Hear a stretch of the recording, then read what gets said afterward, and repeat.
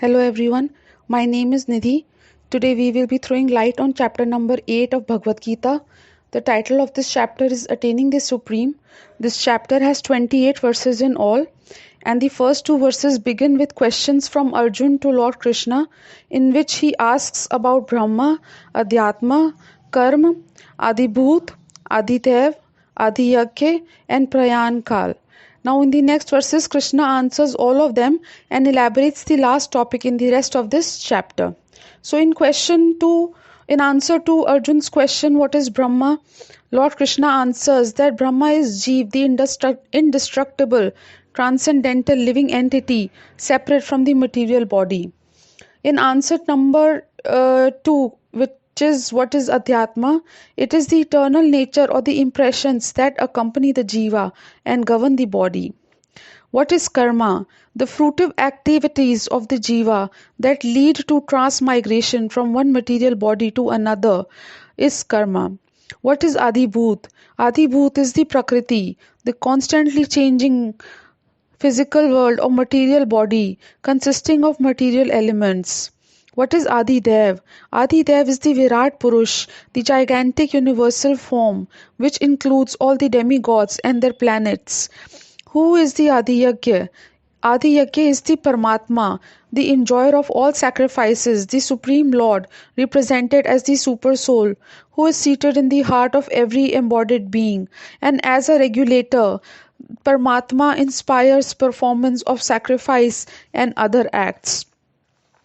From verses 5 to 8, remembering Krishna at the time of death has been explained, and it has been stated that whatever one remembers at the time of the death, he attains that destination. So one should practice remembering Krishna throughout life and while leaving the body and attain him easily after the death. Here I would like to quote verse 8.5, which says, अंतकाले च माम एव स्मरन् मुक्तव कलेवरं यः प्रयाति स मद्भावं याति नास्ति अत्र संशयः, which means, and whoever at the end of his life quits his body remembering me alone at once attains my nature. Of this there is no doubt. In verse number 8.6, it is in continuation to 8.5, which says, Yam yam vapi smaran bhavam त्यजति अन्ते कलेवरम tam tam evati kaunteya sada tad bhava bhavitah, which means whatever state of being one remembers when he quits his body, O son of Kunti, that state he will attain without fail. Now coming to verses 9 to 13, remembering Krishna by Yog Mishra Bhakti has been explained, and here different ways of remembering Krishna have also been explained. And here I would like to quote verse number 8.9, which states, Kavim Puran Manushasitarar Maron Riye Yansad Manustamaredhya Sarvasya Dhatar Machinte Rupa Maditya Varanam Tamasah Parsatat, which means one should meditate upon the Supreme Person as the one who knows everything, as he who is the oldest, who is the controller, who is smaller than the smallest, who is the maintainer of everything, who is beyond all material conception, who is inconceivable, and who is always a person. He is luminous like the sun, and he is transcendental beyond this material nature. Here the concept of personalism has been established, in which it is stating that the Supreme Personality of Godhead is a person, however a spiritual person unlike us. Now, remembering Krishna by pure bhakti has also been explained in the next verses, in which it says, Ananya cheta satatam yo mam smarati nitya saha tasyaham sulabha partha nitya yuktasya yoginaha. For one who always remembers me without deviation, I am easy to obtain, O son of Pritha, because of his constant engagement in devotional service. Now here again, O son of Pritha is being addressed by Lord Shri Krishna to Arjun.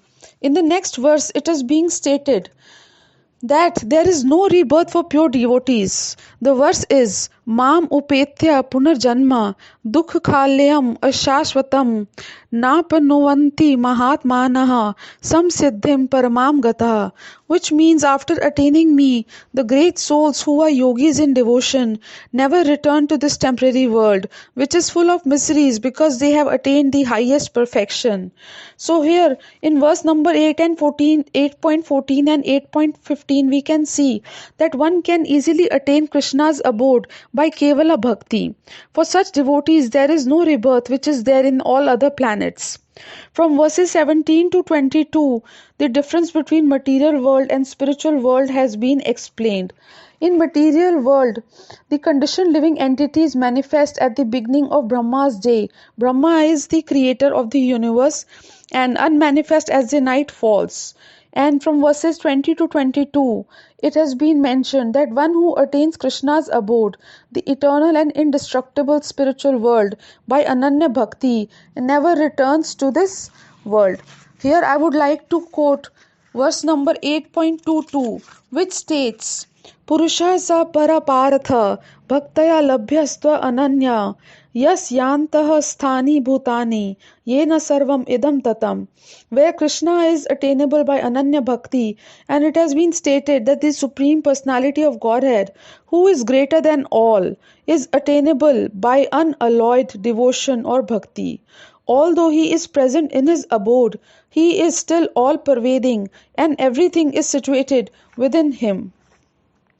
Now from verses 23 to 28, supremacy of pure bhakti in attaining Krishna has been explained. And in verses 23 to 26, it has been stated that a yogi or jnani who leaves body by the path of light attains liberation, whereas a karmi who leaves body by the path of darkness returns back to this world. In verses 27 to 28, a devotee of Krishna who is a bhakti yogi attains Krishna's supreme abode and never returns back.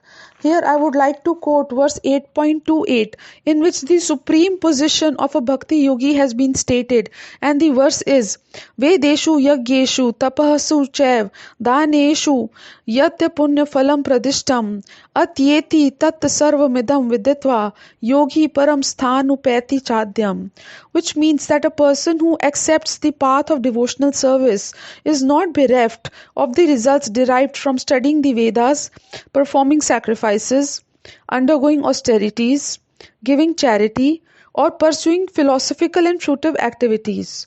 Simply and only by performing devotional service, he attains all of these, and at the end he reaches the supreme eternal abode. So here the supremacy of pure bhakti has been laid stress on in attaining Lord Krishna and his abode.